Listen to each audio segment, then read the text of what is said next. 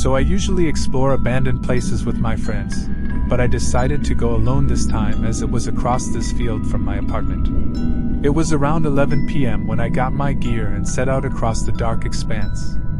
As I approached the building, which used to be an old 8-story VA hospital, I thought I heard voices coming from one of the broken windows upstairs. I was about to shine my light up and investigate when I saw a police car turning onto the road in front of the hospital. I quickly hopped over the brick wall into an outdoor area used for patients. I stayed close to the wall as I watched the vehicle drive by slowly, then speed off with their lights blaring. Guess they got a call. I turn around and switch on my small shoulder light, bright enough to see but dim enough that it wouldn't attract any attention right away. I saw a little garden area with different types of flowers, roses, daffodils, and even a few sunflowers that had grown but were rotting when I found them. I continue scanning the area when I see a busted-in window. Bingo! I put my gloves on and knocked any excess glass out of the way before hopping over into the building. Upon entering, I turn off my shoulder light and pull out my flashlight. As I move along the corridors of the building, I look into open doorways with graffiti on the walls and wires hanging all around me, snapping photos of different things I find interesting. I find a staircase and march to the top to see if I can get onto the roof. But upon getting to the 7th floor, I find the staircase blocked with junk and old medical equipment. I exit onto the 7th floor and find a map partially covered with someone's expressive art, if you catch my drift. Looking at the parts one can understand, I locate myself in another staircase on the opposite corner of the building from me. As I started walking, I stopped to hear what I thought were footsteps. Turning around, I activate my flashlight's brightest mode, draw my weapon, and analyze my surroundings, expecting to find someone but no one was there.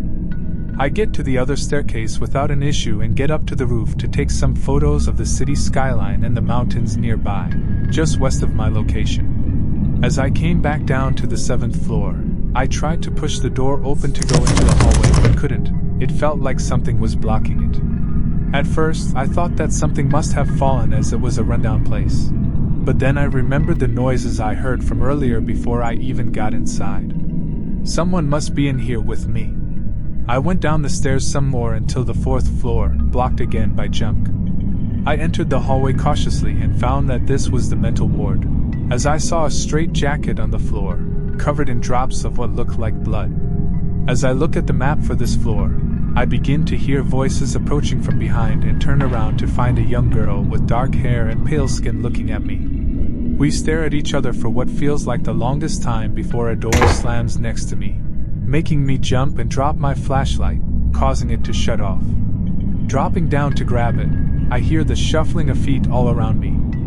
I shone the flashlight around the hallway and turned around to see if that girl was still there, but she was gone, only a white gown in a pile on the ground. Now completely freaked out, I quickly shuffle through the halls looking for the window I entered from. I find a different window that immediately opens up to the street opposite where I need to be.